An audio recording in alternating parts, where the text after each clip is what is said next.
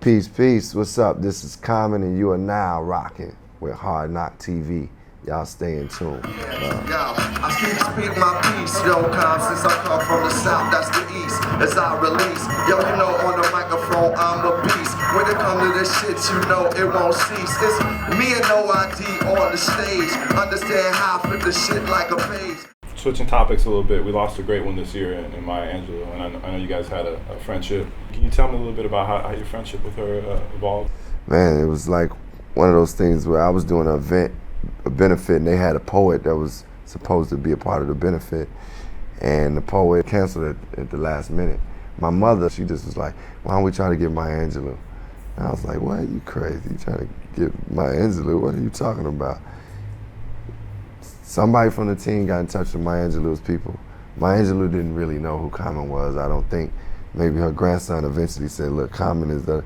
I went and met with her, and it was just like, we just connected, man. She could feel that I was sincere about what I do and like putting positive vibrations out there.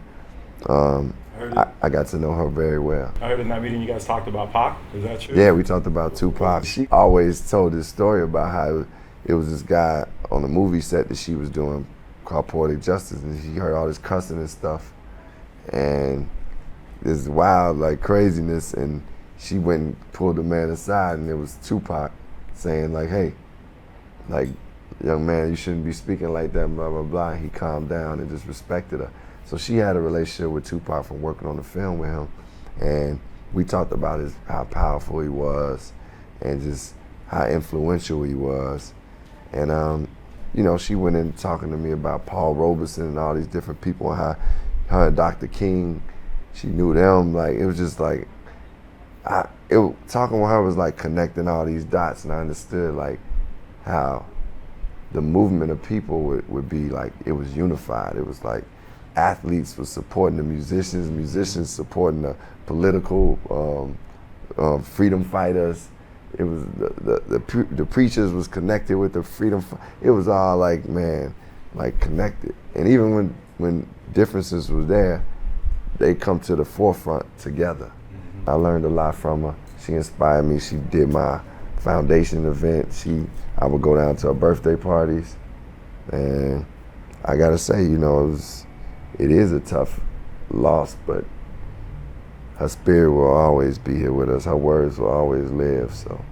Like black power, do it for an hour. When it comes to brainstorm, mine is a shower. Take my own power back again. I'm the C to the O, double M-O-N. Some call me Rashi, some call me Lonnie Land. Anywhere you go, you gon' spin it again. Set the trend like a motor, turn it over like a new leaf. Indian styles, goddammit, I be the new chief. Last time I talked to you, we talked about Nas. Yeah. Nas.com project. Is that still happening? Man, we haven't really moved on that. So I gotta say, I don't think it'll happen anytime soon if it does happen. And I love, you know, that's my favorite artist, like favorite hip hop artist. So I would love for it to happen at some point. But we gotta both just be in that space.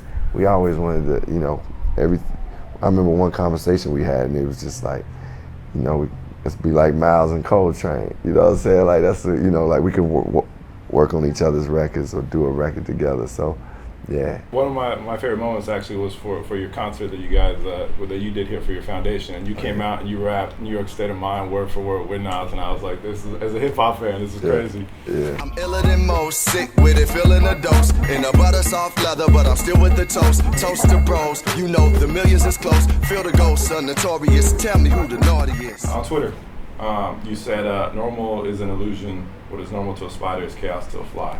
What's normal to a spider is, yeah. Well, basically, I'm just saying that, man, we all got some craziness in us, and people could look at you and think you're crazy because they may not have walked in your shoes. They may not have the chemical makeup that you have. They haven't had the life experiences you have. So, you know, for them to look at you and call you chaotic is just, you know, a prejudgment.